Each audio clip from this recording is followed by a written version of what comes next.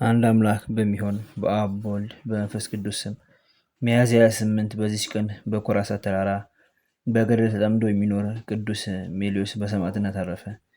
ይህም አባት ኮራሳት በሚባል አገር በተራራ ባሉ ዋሻዎች ከሁለት አርድእቱ ጋር ይኖር ነበር። የኮራሳት ንጉሥ ሁለቱ ልጆቹ ወደዚያ ወጡ። ከእርሳቸውም ጋር አገልጋዮች አሉ። አራዊትን አጥምደው በፍላጾች ይገድሉ ዘንድ መረባቸውን ተክለው 40 ምዕራፍ ያህል ሄዱ።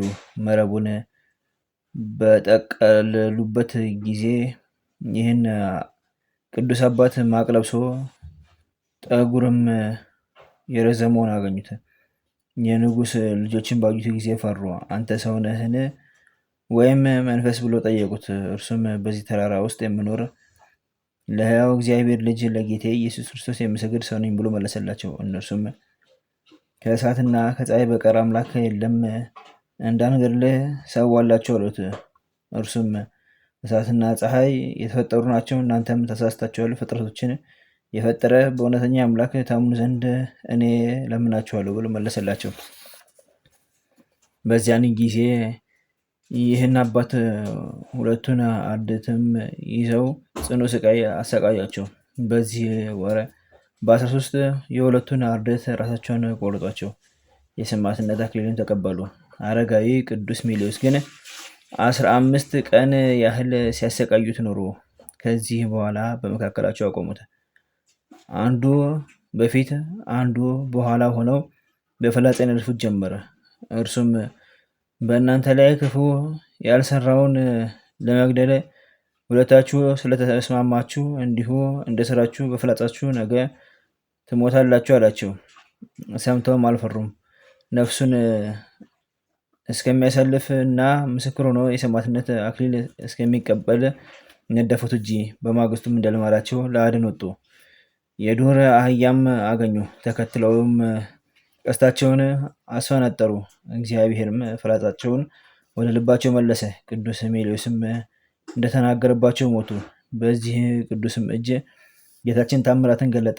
በአንዲት ዕለትም አልፎ ሲሄድ በመንገድ ላይ ሞተ ሰው አገኘ። የሀገር ሰዎች ግን አንዱን መነኮስ አንተን የገደልከው ብሎ ያዙት።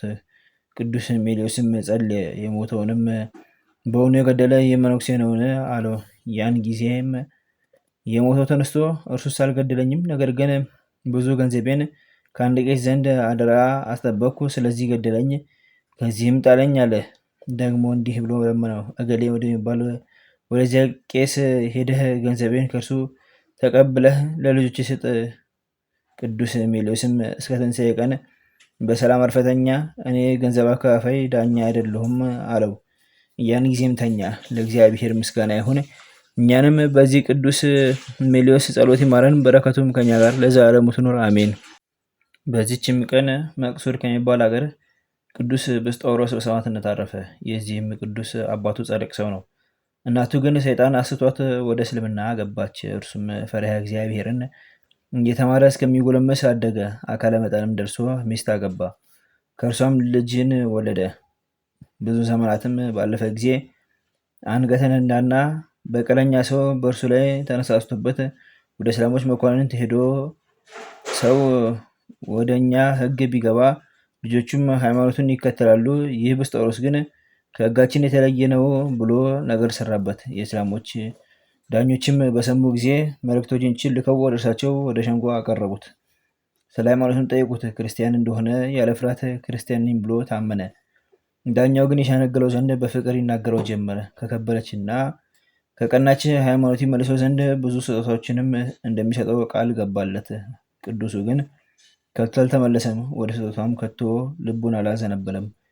ከዚህ በኋላ ወደ ግዞት ቤት ወስደው በእግረ ሙቅ እንዲያስሩት፣ በአንገቱም የተበሳ ታላቅ ግንድ አስረው በግንባሩ ደፍተው በኩስ ላይ እንዲጥሉት መኮንኑ አዘዘ።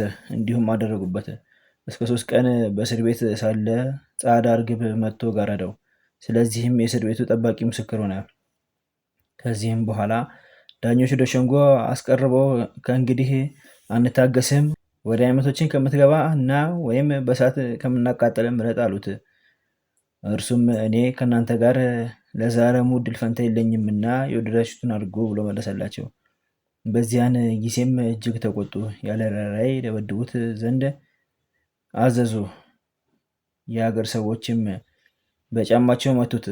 አንዲት ሴትም መታ በጫማ መታችው፣ ወዲያውኑ እጆቹ ደረቁ። ከዚህም በኋላ ባለ ሰይፍ ከመኮንኑ ታዞ ወጣ። ሰይፉንም መዞ ያለማቋረጥ መላልሶ አንገቱን መታው። ምቱም ወደ ጎን ሄዶ ጆሮውን ቆረጠው። አመታቱ ክፉ ስለሆነ ከስሮቹ ብዙ ደም ፈሰሰ። ከዚህም ደግሞ ተዉት። ወደ እምነታቸው ሊያስገቡት እምቢ ባላቸው ጊዜ ሁለተኛ ሰይፉን መዞ ሰያፊው የከበረች አንገቱን ቆረጠው። በመንግስተ ሰማያትም የምስክርነት አክሊልን ተቀበለ። ስጋውንም ከእሳት ጨመሩ፣ ግን አልተቃጠለም። ዘመዶቹም መጥተው በድኑን ወደ አገሩ ወሰዱ። በቅዱስ ዮሐንስ ዘሐራቅሊጎን ቀበሩት።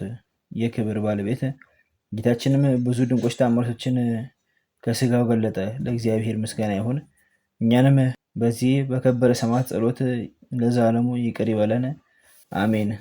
በዚህችም ቀን የዋስሊኮስና የብዙ ሰማዕታት መታሰቢያቸው ነው። እግዚአብሔርም በጸሎታቸው ለዘላለሙ ይማረን፣ አሜን።